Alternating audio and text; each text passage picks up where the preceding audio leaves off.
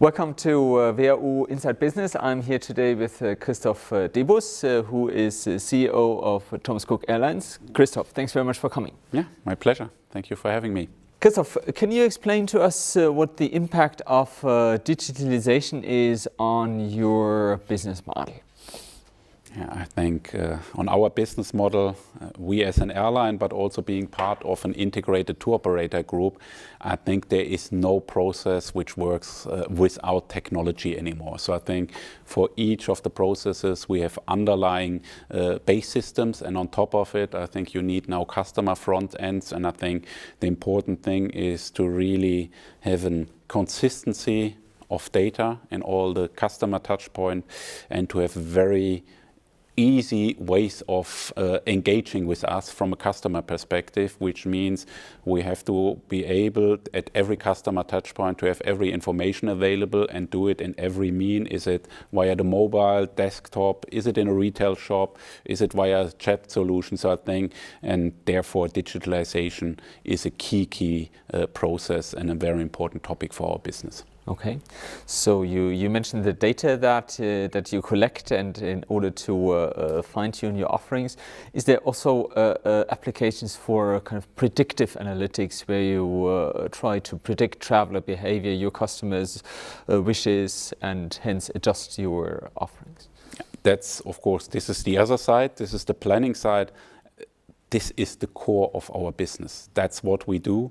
I think we operate assets and expensive assets like aircraft and hotels, and I think so we have a lot of capacity in holiday destinations or in terms of aircraft destinations, and I think we have to make sure we utilize them in the best way, and we fill them in the best way, that we not only provide a perfect holiday experience for our customers, but also in terms of revenue generation, that we do that in the best potential way. So I think to have tools for the yield management and the utilization management at itself, to really predict how is customer demand, how to really sell your seats or your hotel rooms. I think to do that you can guarantee the highest level of utilization or occupancy throughout the whole season at the best possible price. I think that's very, very important. But it's also predictive tools are very important, because our planning cycle is up to 18, 20, 24 months in advance when we decide for new routes, for new hotel capacity. So I think we really have to be able to predict the demand and to plan that in a way that we have the right balance between risk and opportunity. So I think digitalization and digital supported revenue management and yield management and planning tools are the core of our business. Okay, let's stick to planning a little more and talk about what happens if there's a disruption, like a terrorist attack, which then detracts travelers from a particular destination. How do you deal with that kind of situations? How resilient is a company like Thomas Cook? I think we are very resilient, and I think this kind of emergency response or crisis management, this is somehow woven into our DNA. Last year has been maybe a very good example. We as a tour operator and airline group are market leader to Turkey. So I think of our short and medium haul demand, 30 to 40% of our capacity in a normal year goes to Turkey. And last year we have seen, after all these tragic terrorist attack, that the demand for Turkey fall apart. So I think we had basically to reroute 40% of our capacity to Turkey, and we have done that within 2 weeks. So I think that we have rerouted more than 1 million seats from an airline capacity, and then the corresponding hotel bed along with that to other more secure destination. And that shows how resilient our organization can be, because we have been able to do that within just a week or two. and at the end of the day, we have still delivered a profit last year. So I think that shows you such a huge impact. We can handle it on the spot from a day-to-day operation very, very quickly, but we can also manage it from a yield management revenue perspective in a way that we were still able to post an underlying profit and a net profit and to pay a dividend last year. So I would say we are very resilient and very flexible in doing that. Okay. And what is it that makes your company so resilient? Is it primarily the technology and the data that you have at hand, or is it also the people that work for you? I think the more you have an incident, the more chaos you put onto a system, the more important it is to have the right people. In a crisis situation, I think tools to get the transparency are very important, but I think at the end of the day, in such a situation, you really need people who understand what they are doing and are able to take the right decisions right away. It's very, very difficult to program any algorithms to do that in a good way. So I think this is a competence which you have to develop yourself as an organization, and this is still a part which is very, very people-driven. But of course, also in those parts, you work together with technology. I think, but crisis management, you need a lot of human knowledge to manage that. Okay. You mentioned previously that you own expensive assets, hotels, aircraft. How do you compete against those competitors that are asset light or even asset free? So I think we don't own all these assets, we operate them. Obviously, it's also our aim for whatever we do to do it as asset light as possible from a balance sheet perspective. So I think maybe you have to think about finance constructions or different lease construction, or working with external partner that basically for our own balance sheet we can somehow have the asset risk not directly on our balance sheet. And of course, we have to compete with competitors, especially out of the digital space, the true e-com or .com businesses who basically have started completely asset-free, who are very, very strong maybe on the retail side, on the search side, maybe in dynamic packaging.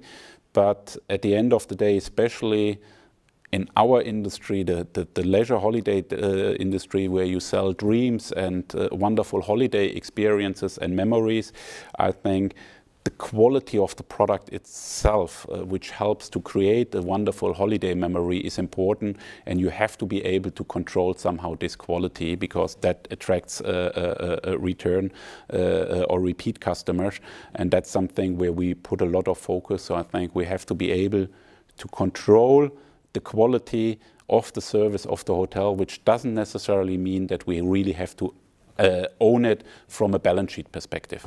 Yeah. Okay. You created a joint venture with the Chinese company Fosun. What's attractive about the Chinese travel market? Yeah, the Chinese travel market, I think we all see those tremendous growth rates. I think that the market is huge. I think compared to that, Europe is quite small. If we see the amount of potential Chinese holiday makers, and that more than 100 million Chinese are waiting for their visa to come to Europe, we see the potential. And like in Europe, where really the tremendous growth of the European holiday market has maybe started in the 60s, 70s, I think we are somehow in a position that this will happen very, very soon, or is just in the progress of starting in China. And we basically, as Thomas Cook, who has invented leisure travel 175 years ago, we want to participate in that development. So that's why we have created a joint venture. In the meantime, this joint venture is up and running. We have all the necessary licenses, which is quite difficult to get them in China. But we have all the licenses for inbound travel into China, and for outbound travel. And I think we see a very promising start on both ends, and with our own hotel concepts, which we try to bring to the Chinese or Asian holiday destinations. I think we really see a lot of potential based on our experience and on our quality products, which we have successfully introduced in Europe. Okay. How does the Chinese traveler differ from the European or German one?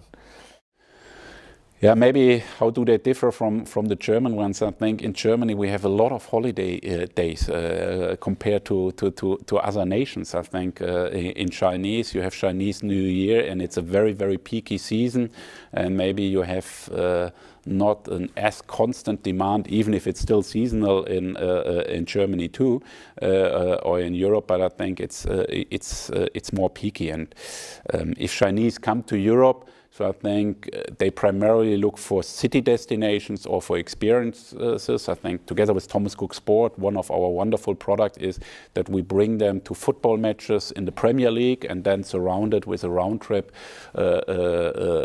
across the main European capitals. So I think this is they maybe tend to explore more of Europe at the moment, to see as much of Europe, and maybe for a holiday trip to a sun and beach destination, maybe they stay more within their own area, go to Sanya, or maybe go to other destinations in Asia.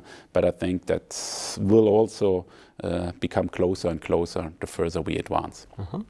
Christoph, what is, according to you, the next big thing in organized travel? What is the next big thing in organized travel? So I think it will be rather an evolution than a disruption. So I think it will take a long while that virtual reality can replace a true holiday. So I think the big thing which will happen is that we focus, and I think this is how we see it at Thomas Cook, is you have to use technology in the best way to make it very easy to book your travel, to do the search or to get inspiration.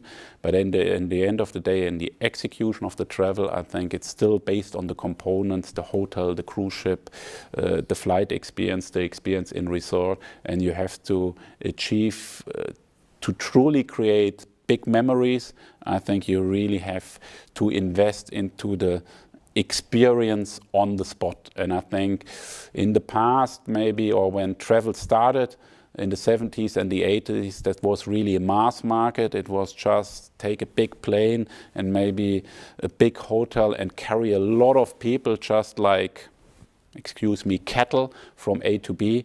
And I think the more modern consumer, there are always some who just look for the best price possible. But I think due to the fact that it's still usually the two nicest week of the year when you're on holiday, and you don't want that this one is ruined. So I think that we can guarantee a great experience, true memories, something really people dream of for many weeks before they depart, and enjoy the memories afterwards. That's something which we have to create. Selling dreams and creating great memories. Excellent. Christoph, I think that's a great ending. Thanks very much. Thank you very much. My pleasure.